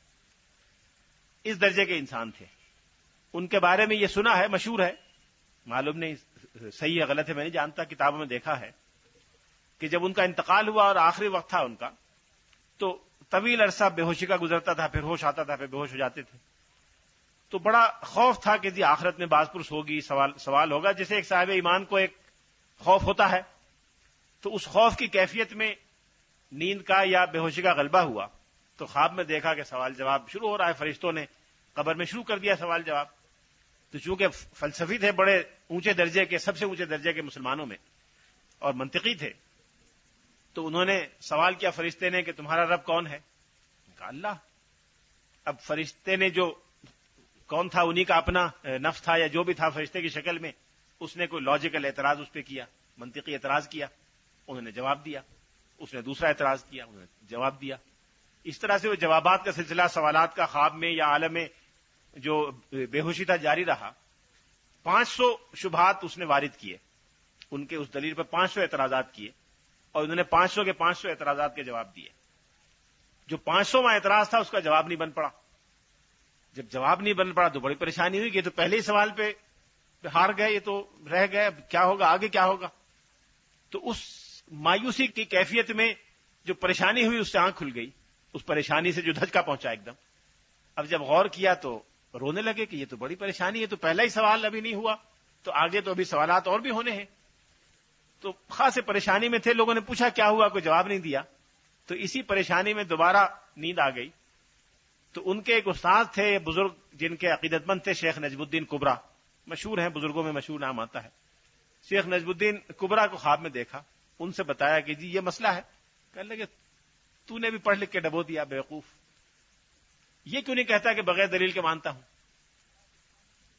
دوبارہ دیکھا، خواب میں سوال ہوا کہ تمہارا رب کون ہے؟ کہ اللہ۔ کہ کیا دلیل ہے؟ کہ کوئی دلیل نہیں، بغیر دلیل کے مانتا ہوں۔ کوئی اعتراض نہیں ہوا۔ اب اس پہ کیا اعتراض کرے گا کوئی؟ اعتراض تو دلیل پہ ہوگا کہ جی اللہ کو مانتا ہوں، بغیر دلیل کے مانتا ہوں۔ اب اگر آپ سے کہیں کہ اماں کو اماں کیوں مانتی ہو، اب آپ دلیل دیں گے تو اس پہ تو 10 اعتراضات ہوں گے۔ 10 اعتراض میں کر سکتا ہوں، 10 اعتراض اسی وقت بیٹھے بیٹھے اس کا جواب دیں گے، اس جواب پہ مزید 10 اعتراض ہو جائیں گے۔ آپ کہیں اماں کو اماں مانتی ہوں بغیر دلیل کے، بس بات ختم ہو گئی۔ اس لیے یہ بات کہ پیغمبر کی ذات سے وابستگی اس طرح کی ہونی چاہیے جیسے ماں کی ذات سے وابستگی ہے، اور جو کانفیڈنس اور جو اعتماد اور جو مان، جتنے بھی الفاظ لغت میں آپ کے ذخیرے میں ہیں، وہ سارے کے سارے جب تک پیغمبر کے لیے نہیں ہوں گے، اس وقت تک جو وحدت ہے پوری ملت کی اور امت کی، یہ استوار نہیں ہو سکتی۔ مسلمانوں نے ہمیشہ اس کو انتہائی شدت کے ساتھ اور انتہائی قوت کے ساتھ اس کا دفاع کیا، اور کوئی ایسی کوشش یا کاوش کامیاب نہیں ہونے دی جو مسلمانوں کے اس ایمان اور اس یقین کو کمزور کرے۔ ماضی قریب میں، پچھلی صدی میں، اس سے پہلے 100 سال پہلے دنیا اسلام پر مختلف مغربی طاقتوں نے حملے کیے۔ فرانسیسیوں نے حملے کیے شمالی افریقہ کے ممالک پر، اور بہت سے ممالک پہ کیے۔ انگریزوں نے کیے ہندوستان پر اور کئی مقامات پر، ڈچوں نے، ولندیزیوں نے، پرتگیزیوں نے، اور جہاں جہاں دنیا اسلام پر 18ویں 19ویں صدی کے اوائل میں قبضے ہوئے استعماری طاقتوں کے، وہاں ان کو مسلمانوں کی طرف سے شدید مزاحمت کا سامنا کرنا پڑا، ہر جگہ، انڈونیشیا سے لے کر اور مراکش تک، بلکہ سینیگال تک، اور سینٹرل ایشیا سے لے کر اور نیچے سوڈان کے انتہائی جنوب تک۔ ہر جگہ ایسا ہوا کہ مسلمانوں نے جہاد کی تحریکیں شروع کی اور ان تمام طاقتوں کے خلاف جنگ کی. ان جہاد کی تحریکات میں سب سے نمایاں جذبہ مسلمانوں کو جمع کرنے کا جذبہ جہاد تھا، اور یہ جذبہ کہ رسول اللہ صلی اللہ علیہ وسلم کی امت کو غلام بنایا گیا ہے اور رسول اللہ صلی اللہ علیہ وسلم کی شریعت کی جگہ نئے قوانین اور نئے نظام رائج کیے جا رہے ہیں، اس کو ختم کرنا ہے. یہ دو جذبے کار فرما تھے. اور تیسری چیز انہوں نے یہ دیکھا کہ مسلمانوں کی جو دینی قیادتیں تھیں، علماء کرام، مشائخ، صوفیاء اور جو دینی قائدین تھے، وہ ان تمام تحریکات میں صف اول میں تھے. یہ تین چیزیں نمایاں تھیں ہر جگہ، انڈونیشیا سے لے کر سینیگال تک اور سائبیریا سے لے کر جنوبی سوڈان تک. کہیں ایسا ہوا کہ ان کے قدم پہلے مرحلے پہ اکھڑ گئے، ان کو واپس جانا پڑا، فرانسیسیوں کو نکالا گیا بر صغیر سے. فرانسیسی یہاں پہلے فرانسیسی آئے تھے، وہ نہیں ٹھہر سکے. ولندیزیوں کو نکالا گیا کئی مقامات سے، مختلف مغربی طاقتوں کو مختلف مسلم ممالک سے نکالا گیا. خود ہندوستان میں انگریزوں کو قدم جمانے میں تقریباً 200 سال لگے، اور ان 200 سال میں 20 نشیب و فراز سامنے آئے. بعض جگہ تو ایسا لگا کہ بس اب چند دن کی بات رہ گئی، اور اگر اندر سے غداری نہ ہوئی ہوتی تو شاید چند دن میں معاملہ صاف ہو جاتا. جب انگریزوں کے قدم مغربی طاقتوں کے جم گئے تو ان میں ایک بڑی اچھی بات یہ ہے جو مسلمانوں میں نہیں ہوئی ابھی تک، کہ وہ ہر کامیابی اور ناکامی کے بعد اس کے اسباب اور نتائج پہ غور کرتے ہیں. جب بھی کوئی کامیابی ہو تو کیوں ہوئی، ناکامی ہو تو کیوں ہوئی، اس پہ بہت آبجیکٹیولی ٹھنڈے دل سے غور کرتے ہیں، اور یہ غور و فکر ان کے یہاں برسوں جاری رہتا ہے، ڈیکیڈز تک جاری رہتا ہے. اس کے بعد وہ آئندہ کے لیے اپنے اصول طے کرتے ہیں. یہ ایک اچھی بات ہے، آج بھی کرتے ہیں، پہلے بھی کرتے تھے. تو جب ان کے قدم جم گئے تو انہوں نے اس پہ غور کیا کہ یہ ہمیں 100-150 سال کی مزاحمت کا سامنا کیوں کرنا پڑا، اور کیا وہ رکاوٹیں ہیں جو ہمیں پیش آئیں، اور ان علاقوں میں عیسائی بنانے کی تحریکات کیوں کامیاب نہیں ہوئی. انہوں نے یہ بھی دیکھا کہ کسی غیر مسلم ممالک میں وہ گئے تو وہاں کی آبادی کو انہوں نے 15-20 سال میں 25 سال میں عیسائی بنا دیا. مسلمان ممالک میں جہاں گئے وہاں ایک آدمی کو بھی عیسائی نہیں کر سکے. شاید پورے 300 سال میں ہمارے بر صغیر میں شاید 300 آدمی بھی مسلمان سے عیسائی نہ ہوئے ہوں. یہ ان کی ایک بڑی ناکامی تھی. تو اس پہ غور کرنے کے لیے بھی انہوں نے یہ سوچا کہ مسلمانوں میں کامیابی کیوں نہیں ہوتی. اس پر مختلف علاقوں میں، مختلف ملکوں میں سروے کیے گئے اور تحقیقات کے لیے کمیشن بھیجے گئے.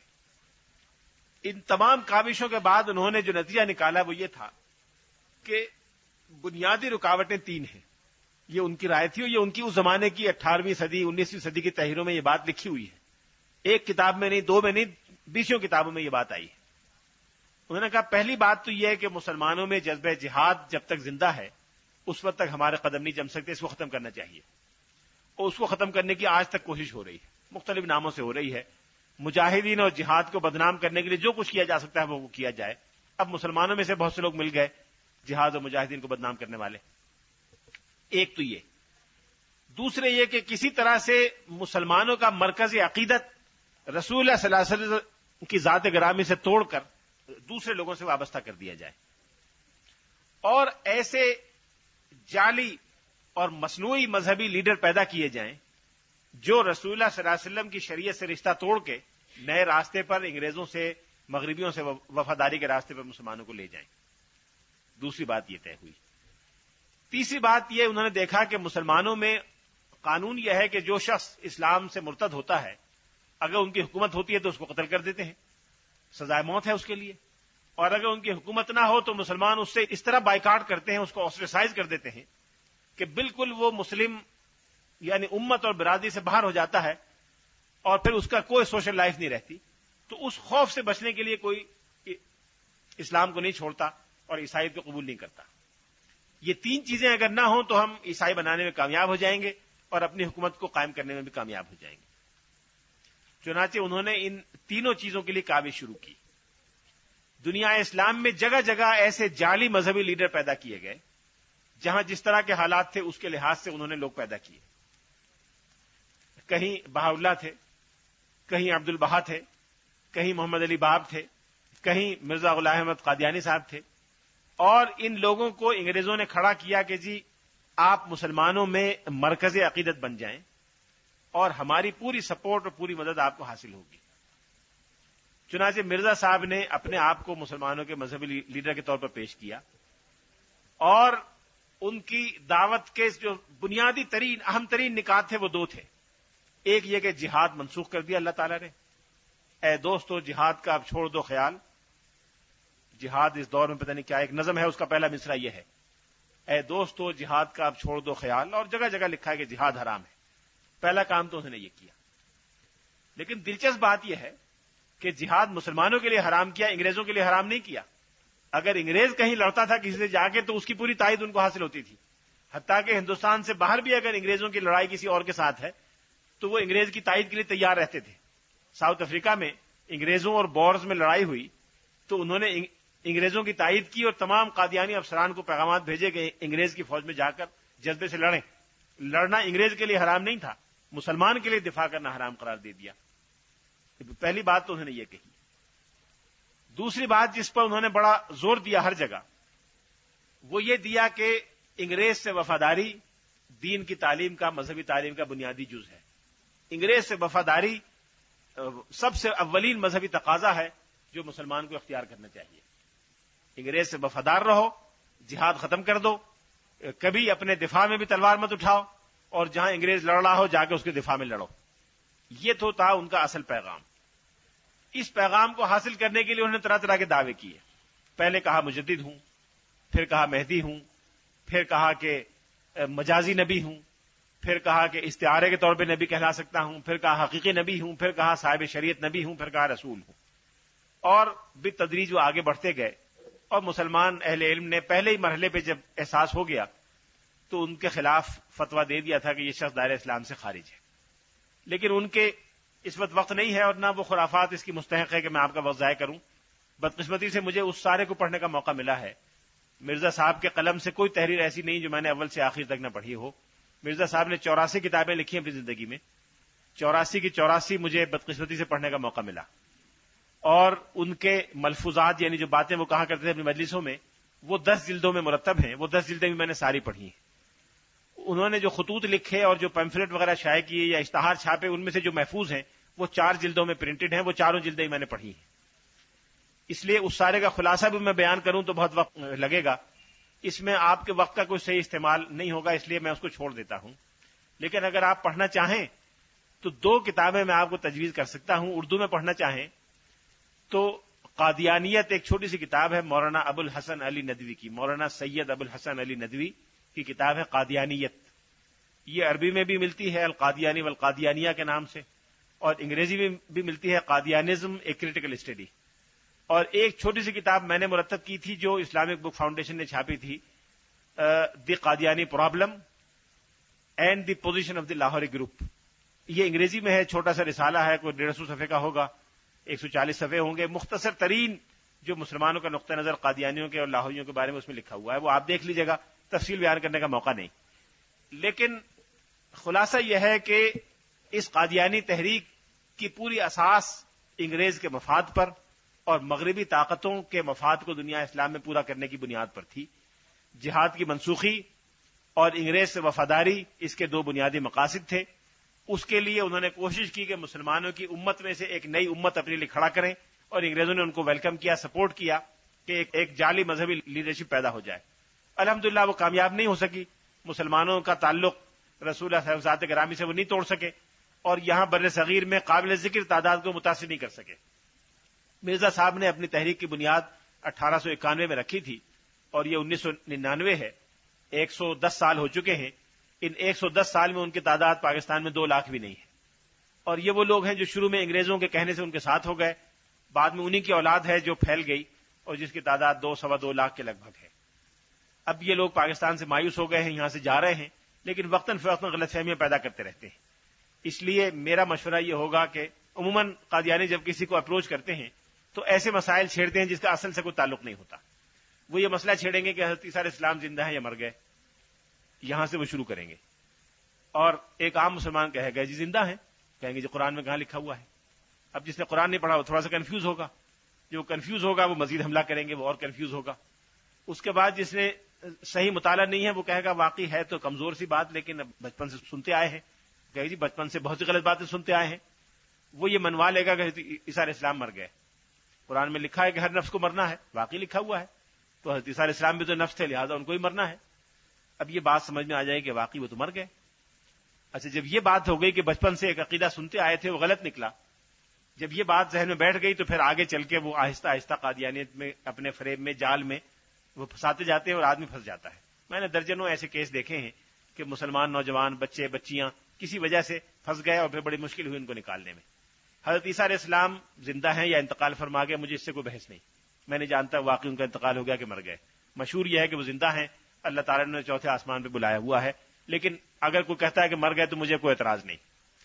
جس چیز پر مجھے اصرار ہے وہ یہ کہ احادیث میں آیا ہے کہ رسول اللہ صلی اللہ علیہ وسلم نے فرمایا کہ قیامت کے قریب وہ بھیجے جائیں گے دوبارہ، اور ان کا ایک خاص مشن ہوگا قیامت کے قریب اور وہ اتریں گے۔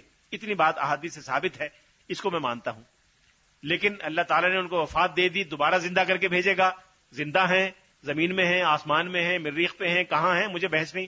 اللہ تعالیٰ ساری کائنات کا مالک ہے، وہ جہاں چاہے رکھ لے جا کے، وہ مجھے مارنے کے بجائے کہیں لے جا کے ڈال دے، قیامت میں زندہ اٹھا دے، وہ کر سکتا ہے۔ ہم میں سے کسی کو بجائے یہاں موت دینے کے کہیں اور موت دے دے، یعنی اس میں تو اللہ کی قدرت سے کوئی چیز بعید نہیں ہے۔ اس لیے مجھے یہ واقعی معلوم نہیں کہ حضرت عیسیٰ علیہ السلام کا انتقال ہو گیا کہ نہیں ہوا، لیکن قرآن پاک کی انڈائریکٹ آیات سے یہ پتہ چلتا ہے کہ ان کا انتقال نہیں ہوا تھا، طبی وفات ابھی نہیں ہوئی اور وہ آگے چل کے ہوگی، اور جب وہ اپنے مشن کو پورا کر دیں گے یہاں پہ ان کی طبی وفات واقع ہوگی۔ بظاہر یہ معلوم ہوتا ہے قرآن پاک کی آیات سے اور احادیث سے، لیکن یہ قطعی معلوم ہے کہ وہ دوبارہ تشریف لائیں گے اور جو مشن ہے وہ ثبوت کریں گے۔ دوبارہ زندہ ہو کے آئیں گے وہ بھی اللہ تعالیٰ کر سکتا ہے، کہیں زندہ ہیں وہاں سے آ جائیں گے یہ بھی اللہ کی قدرت میں ہے، آسمان پر ہیں، زمین میں ہیں، زمین کی گہرائی میں کہیں زندہ بیٹھے ہیں، نہیں معلوم۔ اللہ تعالیٰ جو حضرت صالح کے لیے پہاڑی سے زندہ اونٹنی نکال سکتا ہے، وہ کسی انسان کو کہیں بھی زندہ رکھ سکتا ہے، جو اس مٹی سے پیدا کر سکتا ہے اس کے لیے کہیں زندہ رکھنا کیا مشکل بات ہے؟ یعنی یہ تو اللہ تعالیٰ کی قدرت سے ناواقفیت کی دلیل ہے کہ جی وہ کہاں ہیں اور کیسے ہیں اور کیا ہے، اس سے مجھے بحث نہیں۔ لیکن یہ بات میں نے اس لیے کہی کہ چونکہ بہت سی احادیث میں یہ آیا ہے، تقریباً 100 کے قریب احادیث ہیں جن میں حضرت عیسیٰ علیہ السلام، اس پر بھی میرا ایک چھوٹا سا رسالہ ہے جو انگریزی میں ہے، the second coming of Jesus Christ, a comparison between Muslim and Qadiani views. کبھی آپ کا جی چاہے تو دیکھ لیجیے گا، کہیں سے میں بھیج دوں گا ڈاکٹر فرحت کو۔ اس میں ان تمام احادیث وغیرہ کو میں نے جمع کر دیا ہے جو اس کے بارے میں آئی ہیں، اور کمپیریزن بھی کر دیا کہ وہ کیا کہتے ہیں۔ ان احادیث میں حضرت عیسیٰ علیہ السلام کے بارے میں یہ فرمایا کہ وہ روز قیامت سے پہلے سے اتریں گے اور دجال کے قتل کے لیے بھیجے جائیں گے اور دجال کے فتنے کو ختم کر دیں گے۔ اب مرزا صاحب نے اپنا راستہ یہاں سے نکالا کہ جی وہ زندہ تو نہیں ہے، مر گئے، اور جو مر گیا واپس نہیں آتا، چونکہ کسی کو تو آنا ہے اور وہ واپس نہیں آئیں گے، لہذا جو آئے گا وہ ان جیسا کوئی ہوگا، وہ ان جیسا کوئی ہوگا جس میں ان کی صفات ہوں گی، لہذا ان جیسا میں ہوں اور میرے اندر ان کی صفات موجود ہیں۔ وہ صفات کیسے ہیں اس کا نمونہ میں آپ کو بتا دیتا ہوں کہ وہ کن چیزوں پہ بلیو کرتے ہیں اور قادیانی عقائد کی عقلی یا مذہبی بنیاد کتنی ہے۔ حدیث میں آیا ہے، صحیح مسلم کی روایت ہے، نواس ابن سمان ایک مشہور صحابی ہیں، طویل روایت صحیح مسلم میں آئی ہے، اس میں لکھا ہے کہ عیسیٰ علیہ السلام جب روز قیامت اتریں گے تو دمشق شہر میں مشرقی مینارے پر اتریں گے جب لوگ تیار ہوں گے دجال کا مقابلہ کرنے کے لیے، اور فی محرودتین صفراوین یا اس طرح کے الفاظ ہیں، 2 زرد چادریں اوڑھے ہوئے ہوں گے، اور اس طرح سے اتریں گے جیسے ابھی غسل کر کے آدمی غسل خانے سے نکلتا ہے جسم پونچھے بغیر تو بال سیاہ ہوتے ہیں اور قطرے ٹپک رہے ہوتے ہیں، اس طرح کے قطرے ٹپک رہے ہوں گے اور 2 چادریں باندھے ہوئے، جیسے آدمی کپڑے بدلنے کے نکلتا ہے نا کپڑے، اس طرح کی 2 چادریں لپیٹے ہوئے ہوں گے، اس طرح اتریں گے اور دمشق کے مشرق میں اتریں گے مینارے پر۔ اب مرزا صاحب نے فرمایا کہ 2 چادروں سے مراد یہ 2 فزیکل چادریں کپڑے کی نہیں ہیں، بلکہ 2 زرد چادروں سے مراد 2 بیماریاں ہیں جو جسم کے 2 حصوں میں ہوں گی، اوپر والے حصے میں اور نیچے والے حصے میں۔ مجھے 2 بیماریاں ہیں، 2 انہوں نے ایسے مکروہ بیماریوں کا نام لیا، میں بہنوں کی موجودگی میں اس کا ذکر نہیں کرتا۔ انہوں نے کہا مجھے 2 بیماریاں ہیں، ایک جسم کے بالائی حصے میں، ایک جسم کے نچلے حصے میں، اور یہ 2 زرد چادریں اشارہ ہے ان 2 بیماریوں کی طرف، لہٰذا میں 2 زرد چادریں اوڑھے ہوئے ہوں۔ اچھا جی دمشق میں آپ تو دمشق کبھی گئے نہیں زندگی میں؟ اس کا انہوں نے جواب دیا کہ دمشق سے مراد وہ دمشق شہر نہیں ہے جو ملک شام میں واقع ہے، بلکہ اس سے مراد ہر وہ شہر ہے جس کے باشندے یزیدی تبع ہوں، جس کے باشندوں کی فطرت یزید جیسی ہو۔ چونکہ قادیان کے باشندوں کی فطرت یزید جیسی ہے، لہذا دمشق سے مراد قادیان ہے۔ اچھا جی ٹھیک ہے، زر چادریں بھی ہو گئی، دمشق بھی ہو گیا، یہ مشرقی مینارہ کہاں سے آیا؟ کہنے لگے مینارہ اگر موجود نہیں ہے تو میں اب بنوا لیتا ہوں۔ انہوں نے مینارہ چندہ جمع کر کے کہا کہ میں مینارہ بنوانا چاہتا ہوں، اس لیے کہ مجھے وہاں اترنا تھا لیکن میں پہلے اتر گیا. تو مینارہ انہوں نے چندہ کر کے بنوانا شروع کیا لیکن زندگی میں نہیں بنوا سکے. وہ ان کے مرنے کے بعد ان کے بیٹے نے مکمل کروایا اور وہ ان کے انتقال کے بعد مکمل ہوا. وہ قادیان میں ہے, اس کا نام بھی رکھا ہوا ہے منارۃ المسیح. تو جس مینارے پر ان کو اترنا تھا وہ ان کے انتقال کے بعد تیار ہوا, لہذا مینارہ بھی ہو گیا, دمشق بھی ہو گیا, 2000 چادریں بھی ہو گئیں. اس کے بعد کسی نے کہا کہ حدیث میں تو آیا ہے کہ وہ عیسائیت ختم ہو جائے گی ان کے آنے کے بعد اور وہ صلیب کو توڑ دیں گے اور خنزیر کو قتل کر دیں گے. عیسائی خنزیر بہت کھاتے ہیں, صلیب کو پوجتے ہیں. تو یہ بھی آیا ہے روایت میں, بعض روایات میں, کہ وہ عیسائیت ختم ہو جائے گی اور صلیب کو توڑ دیں گے اور خنزیر کو قتل کر دیں گے. کہنے لگے عیسائیت کے ختم ہونے سے مراد یہ نہیں کہ فزیکلی عیسائی ختم ہو جائیں گے, بلکہ مقصد یہ ہے کہ دلائل کے میدان میں ہار جائیں گے. تو میں نے اتنے دلائل عیسائیت کے خلاف بیان کر دیے ہیں کہ عیسائی ہار گئے اور ان کا وجود اور عدم وجود برابر ہے, اس لیے وہ تقریباً نہ ہونے کے برابر ہے. اچھا جی ٹھیک ہے. خنزیر, کہنے لگے خنزیر کو قتل کرنے سے مراد فزیکلی جا کے گولیاں مار کے سور مارنا نہیں ہے, بلکہ اس سے مراد یہ ہے کہ خنزیر خوری کی برائی اتنی مشہور اور معلوم ہو جائے گی کہ کسی کو شبہ نہیں رہے گا کہ خنزیر کھانا بڑی بری بات ہے. تو میں نے مضمون لکھ دیا خنزیر کے حرمت پر اور اتنا زبردست لکھا ہے کہ جو ماننے والے انہوں نے مان لیا, تو گویا میں نے خنزیر کو مار دیا. اچھا صلیب کو توڑیں گے کیا مراد ہے؟ کہنے لگے میں نے عیسائیت پر اتنی تنقید کر دی ہے کہ صلیب ٹوٹ گئی. اب یہ بات سب سارے قادیانی مانتے ہیں, اور جو جو علامت یا نشانیاں اس میں آئی ہیں, ایک جگہ لکھا ہوا ہے, اس میں لکھا ہے, حدیث میں آتا ہے, رسول اللہ صلی اللہ علیہ وسلم غالباً ایسا جب یہ فرما رہے تھے تو آپ کے سامنے وہ منظر تھا, تو حضور نے فرمایا کہ گویا میں دیکھ رہا ہوں. انہوں نے بتایا کہ عیسیٰ علیہ السلام آئیں گے, اور فرمایا کہ کأننی بعیسی ابن مریم, کہ گویا میں عیسیٰ ابن مریم کو دیکھ رہا ہوں کہ وہ ایک جگہ ہے مکے کے باہر فج الروحا, کہ فج الروحا کے قریب وہ عمرے کا احرام باندھ کے بیت اللہ جائیں گے اور بیت اللہ کا طواف کریں گے, عمرہ کریں گے. یعنی جب کامیاب ہو جائیں گے دجال سے نمٹنے کے بعد تو گویا شکر کے طور پر وہ عمرہ کرنے کے لیے جائیں گے. تو میں دیکھ رہا ہوں, وہ منظر میرے سامنے ہے کہ فج الروحا سے وہ لبیک کہتے ہوئے یعنی آگے بڑھ رہے ہوں گے. پوچھا جی آپ کو تو کبھی عمرے کی سعادت حاصل نہیں ہوئی, آپ تو کبھی نہیں گئے؟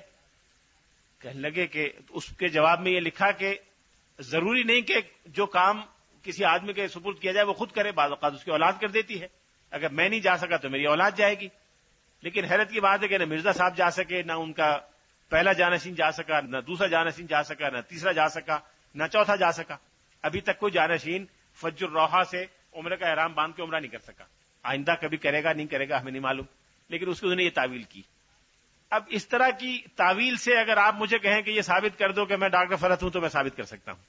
ہر چیز کی تعویل ہو سکتی ہے کہ فرحت سے مراد وہ آدمی ہے جس کو خوشی حاصل ہو. لغوی معنی فرحت لکھے ہوئے ہیں, جس ڈکشنری میں چاہے جا کے دیکھ لو, اور جس آدمی کو خوشی دنیا میں حاصل ہو وہ ڈاکٹر فرحت ہوتا ہے. میں بھی پی ایچ ڈی میں نے کیا ہوا ہے, انہوں نے بھی کیا ہوا, میں نے بھی کیا ہوا, میں بھی ڈاکٹر کہلاتا ہوں, لہٰذا میں ڈاکٹر فرحت ہوں.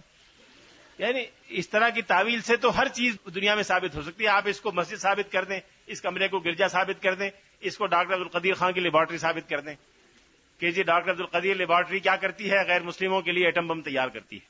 ایٹم بم سے کیا ہوتا ہے, اسلام کی بالادستی ہوتی ہے, غیر مسلموں کو نقصان ہوتا ہے. یہاں لوگوں کو تیار کریں, اسلام کی بالادستی ہو جائے گی, لہٰذا یہ لیبارٹری ہو گئی. یعنی اگر اس طرح سے دنیا میں دین کی, مذہب کی, شریعت کی, قانون کی تعبیر ہونے لگے تو دنیا میں کوئی چیز باقی نہیں رہ سکتی. ایک پاگل آدمی اس طرح کی چیزوں میں ایمان رکھ سکتا ہے, کوئی سین اور ہوشیار آدمی اس طرح کی تعویلات سے اور اس طرح کے باطل اور فضول اور محمل اقوال سے کوئی سنجیدہ پروگرام تعمیر نہیں کر سکتا. خود آج قادیانیوں کے لیڈروں کی عبارتوں کو اگر اسی طرح سے تعویل کا نشانہ بنایا جائے تو آپ اس میں جو چاہیں نکال لیں. پاکستان کے کانسٹیٹیوشن کی جو چاہیں تعبیر شروع کر دیں, قانون کی تعبیر. آپ اپنے والدہ کو خط لکھیں اور خدا نخواستہ کوئی اس کی اس طرح تعبیر شروع کر دے تو آپ ایک دن زندہ نہیں رہ سکتے. آپ اپنے گھر میں اپنے استاد سے کچھ کہیں اور استاد اس کا کچھ مطلب سمجھے, استاد آپ کو ہدایت دے ٹیچر, اور آپ اس میں یہی تعویلیں کریں, تو یہ تو ایک انتہائی بے عقلی کی اور فضول بات ہے, اور اس کا مستحق نہیں ہے مضمون کے کسی سنجیدہ محفل میں اس کو بیان کیا جائے. یہ مثال میں نے اس لیے دے دی کہ آپ کو اندازہ ہو جائے کہ کس نوعیت کی ہیں. بعض مثالیں ایسی ہیں جو میں بہنوں کی محفل میں نہیں دے سکتا. سچی بات ہے کہ اس میں بد اخلاقی اور عریانی اور فحاشی انتہا تک پہنچی ہوئی ہے. اس کے مستحق نہیں کہ آپ تنہائی میں بھی اس کو پڑھیں, لیکن اگر میرے بیان پر اعتماد ہے تو یہ مان لیجئے کہ اس میں ایسی چیزیں موجود ہیں. میں اپنی بات ختم کرتا ہوں. میں یہ چند منٹ ہیں, ایک دو سوال ہوں تو میں جواب دے سکتا ہوں. ایک سوال ہے کہ اگر کسی کے بہت قریبی رشتے دار قادیانی ہوں اور وہ باہر ناروے میں رہتے ہوں اور تحفے تحائف بھیجتے رہتے ہوں تو ایک رشتے دار کی حیثیت سے ہمارا طرز عمل کیا ہونا چاہیے؟ ہمارا طرز عمل وہی ہونا چاہیے جو کہ رشتے دار کا ہوتا ہے. سوشل سطح پہ تعلق رکھنے میں کوئی حرج نہیں ہے، جبکہ خاص طور پر وہ ناروے میں بھی رہتے ہیں، وہ آپ کو تحفے بھیجتے ہیں، آپ بھی تحفہ بھیج دیں ان کو، وہ آپ کے یہاں وزٹ کرتے ہیں، آپ بھی ان کے یہاں وزٹ کریں، لیکن ان کے عقائد اور مذہب کے بارے میں ہوشیار رہیں، اور چونکہ وہ غیر مسلم ہیں لہذا قادیانی کا ذبیحہ جائز نہیں ہے، یہ ذہن اپنا صاف رکھیے گا۔ قادیانی کے یہاں کھانا کھانا ہو، دعوت میں بلائے تو یہ چیک کر لیجیے گا کہ ذبیحہ اس کے ہاتھ کا تو نہیں ہے، لیکن بازار سے لایا ہے کسی مسلمان کی دکان سے تو اس کے ہاتھ کا ذبیحہ جائز ہے، لیکن ذبیحے کے علاوہ کوئی چیز ہے، چائے ہے، مٹھائی ہے، کوئی اور سبزی ہے تو وہ جائز ہے، اس میں کوئی حرج نہیں ہے، چونکہ پاکستان کے قانون نے، دستور نے غیر مسلم شہری تسلیم کر لیا ہے، لہٰذا وہ یہاں کے غیر مسلم شہری ہیں، اور غیر مسلم کی حیثیت سے جو حق ان کا بنتا ہے وہ ان کو دینا چاہیے۔ دوسرا سوال یہ تھا قادیانی کے گھر کا کھانا جائز ہے، میں نے جواب دے دیا۔ کھانا ہندو کے گھر کا بھی جائز ہے، یہودی کے گھر کا بھی جائز ہے۔ ہندو کی مٹھائی ہمیشہ مسلمان کھاتے چلے، آج بھی کھاتے ہیں، بڑی اچھی مٹھائی بناتے ہیں ہندو، چاٹ، پکوڑی اور یہ چیزیں جس میں گوشت انوالو نہیں ہے اور کوئی ناجائز چیز نہیں ڈالی، تو سکھ کا، ہندو کا، عیسائی کا، یہودی کا، ہر ایک کا جائز ہے۔ لیکن اگر کوئی ناجائز چیز ڈال دی، چربی کسی جانور کی ڈال دی یا کوئی ایسی چیز اس میں ڈال دی تو پھر مسلمان کا بھی جائز نہیں ہے، یا ذبیحہ اگر غیر مسلم کا ہے تو وہ جائز نہیں ہوگا، وہ قادیانی کا بھی جائز نہیں ہے۔ مصباح غلام احمد قادیانی کو سزائے موت کیوں نہ دی گئی؟ بھائی اس لیے نہیں دی گئی کہ وہ انگریز کا دور حکومت تھا، انگریز کی سرپرستی حاصل تھی، انگریز تو ان کو پرورش کر رہا تھا، سزائے موت کون دیتا؟ اگر وہ کسی مسلم ملک میں ہوتے یقیناً ان کو سزائے موت ملتی۔ مرزا صاحب نے ایک تبلیغی خط لکھا امیر حبیب اللہ خان افغانستان کے بادشاہ کو، امیر حبیب اللہ نے صرف اس کا اتنا جواب دیا، این جا بیا، اسی خط کو واپس کر دیا اتنا لکھ کر، این جا بیا، یہاں آ۔ اچھا خیر وہ سمجھ گئے کہ کیا جواب ہے، تو امیر حبیب اللہ کے پاس تو وہ نہیں گئے، لیکن ان کے انتقال کے بعد ان کا جو بیٹا تھا مرزا محمود، اس نے 2 آدمی قادیانیت کی تبلیغ کے لیے افغانستان بھیجے، قادیانیت کی تبلیغ کے لیے افغانستان اس نے بھیجے 2 آدمی، تو افغانستان میں گرفتار ہو گئے، وہ پتہ لگا کہ یہ مدعی نبوت کے علمبردار ہیں، اس کے پیروکار ہیں اور اس کی دعوت دینے یہاں آئے ہیں، ان پر مقدمہ چلا، عدالت نے سزائے موت دے دی، ان دونوں کو سزائے موت دے دی گئی۔ تو اس پر مرزا صاحب نے کہا تھا مجھ پہ ایک وحی نازل ہوئی ہے جس کا تھا شاطان تذبحان، 2 بکریاں ذبح کی جائیں گی، تو مرزا محمود صاحب نے کہا کہ مرزا صاحب کی پیشن گوئی سچی ثابت ہوئی، یہ 2 بکریاں ذبح کر دی گئیں، وہ 2 بکریاں ذبح ہو گئیں۔ اب یہ پتہ نہیں کہ مرزا صاحب کی پیشن گوئی میں یہ بات مطلوب تھی کہ ذبح کی جانی چاہیے، اگر ذبح کی جانی چاہیے تو ذبح ہو گئی، پھر شکایت کس بات کی؟ اور اگر شکایت تھی کہ 2 بکریاں ذبح کر دی جائیں گی اس سے بچو، الفاظ میں تو کوئی بات نہیں ہے، شاطان تذبحان، 2 بکریاں ذبح کی جائیں گی، کس مفہوم میں ہے، کی جانی چاہیے یا نہ کی جانی چاہیے یا محض اطلاع تھی؟ بہرحال 2 بکریاں ذبح ہو گئیں۔ اب جب بھی کہیں 2 آدمی مارے جاتے ہیں جو مسلمان ہوں تو قادیانی کہتے ہیں کہ یہ ان 2 بکریوں میں شامل ہیں۔ بھٹو صاحب کو سزائے موت ہوئی تو قادیانی نے کہا کہ ان 2 بکریوں میں سے ایک بھٹو صاحب تھے، اس لیے کہ انہوں نے اقلیت قرار دیا تھا۔ پھر جنرل ضیاء صاحب کا حادثہ ہوا تو انہوں نے کہا کہ انہوں نے قادیانیوں کے خلاف آرڈیننس جاری کیا تھا، 1 بکری یہ تھے۔ جب شاہ فیصل شہید ہوئے تو انہوں نے کہا یہ بھی ان 2 بکریوں میں سے ہیں، انہوں نے غیر مسلم قرار دیا تھا۔ انور سادات مارے گئے تو انہوں نے کہا یہ بھی ان 1 بکریوں میں سے تھے۔ کوئی مسلمان لیڈر دنیا میں کہیں بیچارہ مارا جائے، غیر طبی موت مر جائے تو وہ کہتے ہیں کہ ان 2 بکریوں میں سے ایک ہے۔ ابھی تک پتہ نہیں درجنوں بکریاں ذبح ہو چکی ہیں، لیکن قادیانیوں کی گنتی پوری نہیں ہوئی۔ دیکھیے ایک سوال یہ کہ قادیانیوں کو السلام علیکم کہا جا سکتا ہے، میرا خیال ہے کہ غیر مسلم کو سلام کیا جا سکتا ہے، اس میں کوئی حرج نہیں ہے، لیکن عام طور سے فقہا غیر مسلم کو سلام کیے جانے کے قائل نہیں ہیں، عام رائے یہی ہے۔ میرا ذاتی خیال یہ ہے کہ ایسی کوئی چیز ممانعت قرآن میں یا حدیث میں نہیں ہے غیر مسلم کو سلام کیا جائے، وہ سلام کرے تو آپ کو اسی طرح جواب دینا چاہیے اور آپ سلام کر سکتے ہیں۔ یہ دعا ہے کہ اللہ تعالیٰ تمہیں سلامتی کا راستہ دکھائے، السلام علیکم تم پہ سلامتی ہو، یعنی یا اگر تم اسلام کے راستے پہ آ گئے ہو تو سلامتی ہو، نہیں آئے تو آ جاؤ، خدا کرے ہدایت ہو جائے اور سلامتی کا راستہ تمہیں مل جائے۔ یہ دعا دینے میں یہودی یا عیسائی یا حتیٰ کہ خود مرزا غلام احمد قادیانی کو بھی آپ یہ دعا دیتے زندگی میں کہ بھئی خدا کرے ہدایت ہو جائے، آ جاؤ راستے پہ، تو اس میں کیا حرج تھا؟ یہ آخری سوال ہے کہ نئی نسل کو کیسے بچائیں، یہی باتیں جو میں نے کہی ہیں آپ نئی نسل کو بتائیے، اور یہ 2 کتابیں ہر ایک کو پڑھوا دیں، اردو میں مولانا ابوالحسن ندوی کی، اور انگریزی میں پڑھنی ہو تو اس کا بھی ترجمہ دستیاب ہے، میں نے چھوٹی سی کتاب ہے، اور بہت سی کتابیں ہیں، کتابیں بہت ہیں، آپ میں سے جس کو جی چاہے مجھ سے پوچھ لیجیے گا، میں کتابوں کی لسٹ بتا دوں گا، آپ ضرور پڑھیں اور نئی نسل تک پہنچائیں۔ وآخر دعوانا ان الحمدللہ رب العالمین، وآخر دعوانا ان الحمدللہ رب العالمین، وآخر دعوانا ان الحمدللہ رب العالمین، وآخر دعوانا ان الحمدللہ رب العالمین، وآخر دعوانا ان الحمدللہ رب العالمین، وآخر دعوانا ان الحمدللہ رب العالمین، وآخر دعوانا ان الحمدللہ رب العالمین، وآخر دعوانا ان الحمدللہ رب العالمین۔